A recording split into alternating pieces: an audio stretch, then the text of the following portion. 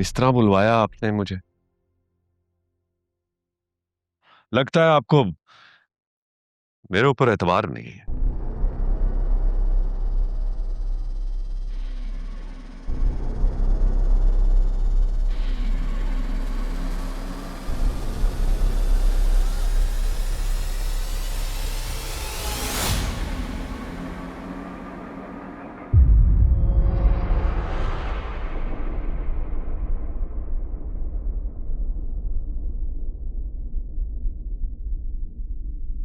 सुना है तुमने अपने बेटे की मंगनी करवा दी है मीर behzad की बेटी के साथ। सरकार, मेरी इतनी जुर्रत? बहनोई हूं ना उसका, मानना पड़ता है ना सरकार, मजबूरी थी।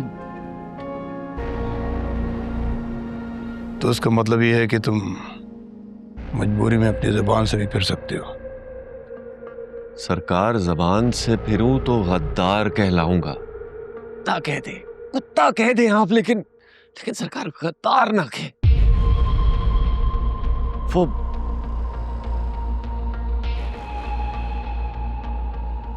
जान से ज्यादा अजीज है ना behzad को उसकी बेटी। जब आपने पारस से मोहब्बत का इजहार किया तो फौरन मेरे बेटे को कुर्बानी का बकरा बना दिया उसने। रातों रात अमेरिका भेज रहा था ताकि आपको पता चले, गुस्सा आए, आप मेरे बेटे को मार दे, उसकी बेटी बच जाए। ये तो अल्लाह का करम हुआ।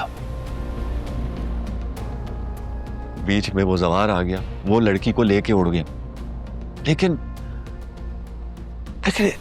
इस रिश्ते से तो मैं बिल्कुल खुश नहीं था सरकार।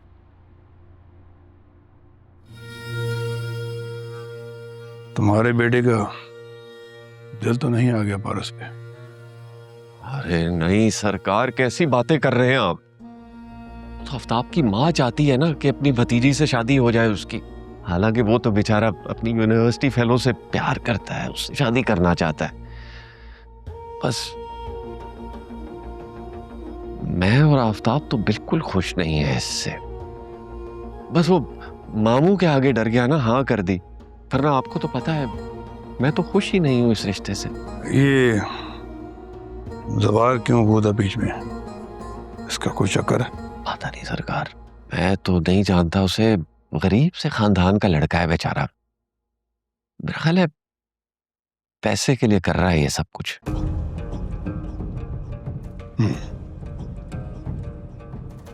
तुम यूं करो कि अपने बेटे की जल्द से जल्द उसकी वो यूनिवर्सिटी फेलो के साथ शादी करवा दो। ठीक है, वो बस 6 महीने लगे।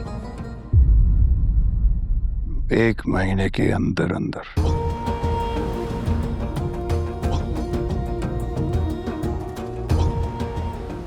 ठीक है सरकार, मैं कोशिश करूंगा, लेकिन वो उसकी माँ नहीं मान रही ना। वो चाहती है कि अपनी भतीजी के। ऐसे करो, लो आफ्ताब की माँ को डिनर पे यहाँ, उसे भी राजी कर लेंगे जैसे तुम्हें राजी किए। अरे सरकार, वो तो बेज़र सी औरत है, खौफ से ही मर जाएगी। ये तो और भी अच्छा है, मुखालफत के लिए रहेगा नहीं। ठीक है, लेकिन सरकार आप मेरे लड़के आफ्ताब की तरफ से बिल्कुल बेफिक्र हो जाए, वो आपके रास्ते में नहीं आएगा। बस वो लड़का है ना जवार, वो सर पे चढ़ा हुआ है behzad के, उसको जरा आप देख लीजिएगा। उसे मैं देख लूंगा। अभी जो तुम्हें बोला है तुम वो करो।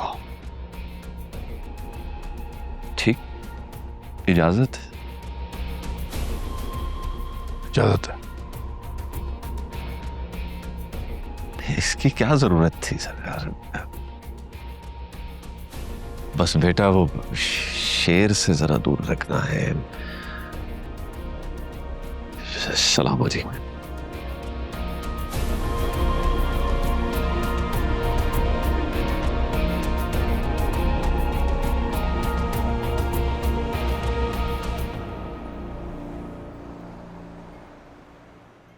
जानते हो, मुझे पूरा यकीन था कि तुम जरूर आओगे।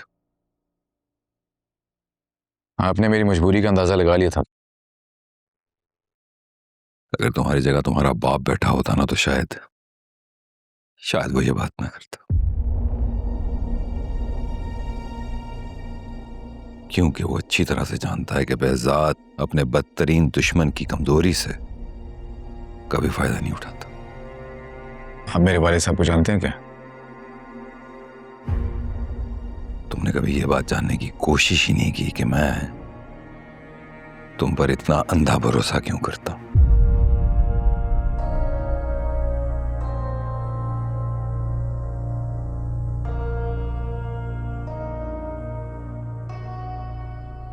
नो डाउट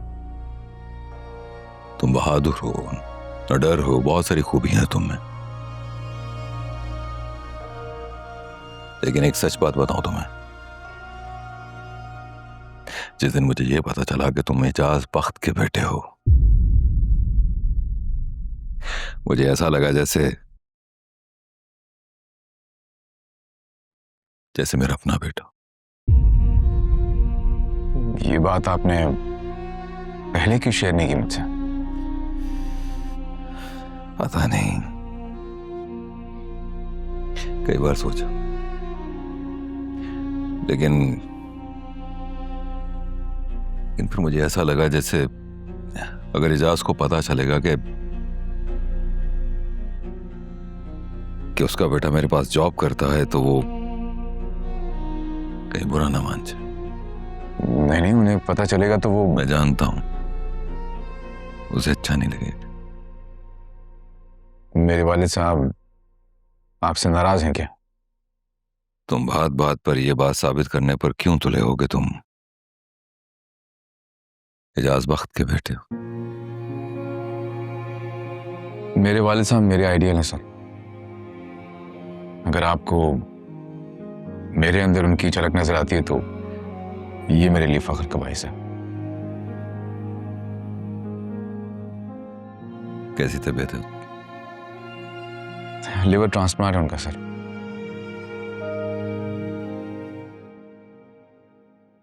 जानता हूं। कैसे? तुम फिक्र नहीं करना। सर मैं अपने वालिद साहब के लिए... तुम्हारे बाप का मकरूज हूं मैं, हमेशा दुआ मांगी कि तब तक मुझे मौत ना आए जब तक मैं उसका कर्ज ना चुका लूं। अब जब मौका मिला है तो प्लीज उसमें रुकावट मत डालना, मेरी हम्बल रिक्वेस्ट है तुमसे। I can't believe it dad. आपको गुस्सा था, मुझ पर निकालते। उन लोगों को टॉर्चर करने की क्या जरूरत थी? क्यों किया आपने उनके साथ ऐसा? वो नहीं आए थे यहाँ डैड, मैं गई थी उनके पास। क्या हुआ पारिस, किसकी बात कर रही हो तुम? अनजान मत बने, सब पता चल गया है मुझे। आपने अपने आदमी भेजे ना चाचा को पिटवाने के लिए। उन गुंडों ने तो ये भी लिहाज नहीं किया कि चाची और सलमा उन पर भी हाथ उठा दिया।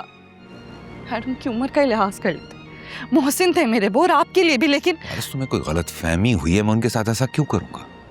डैड आपके अलावा किसी को नहीं पता था कि मैं वहां थी, और आपके भेजे हुए गुंडों ने खुद कहा कि वो साईं के हुक्म पर आए हैं। पारस मुझे तुम्हारे सर की कसम है, मुझे कुछ नहीं पता।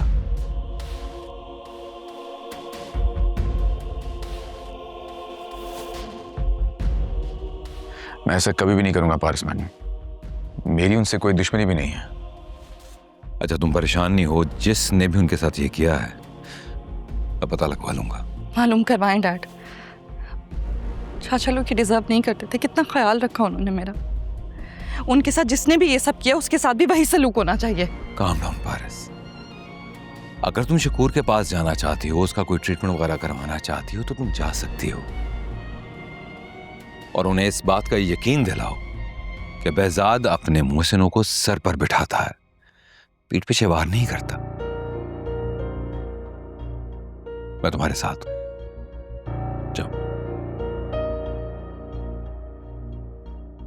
तुम कहाँ? जहां आप। पारस ये जरूरी है, तुम्हारी जान को भी खतरा हो सकता है, समझो इस बात को। मुझे आपने जो भी कहना आप रास्ते में कह सकती हैं, लेकिन हमारा इस वक्त उनकी तरफ पहुंचना बहुत जरूरी है। आ रही हूँ।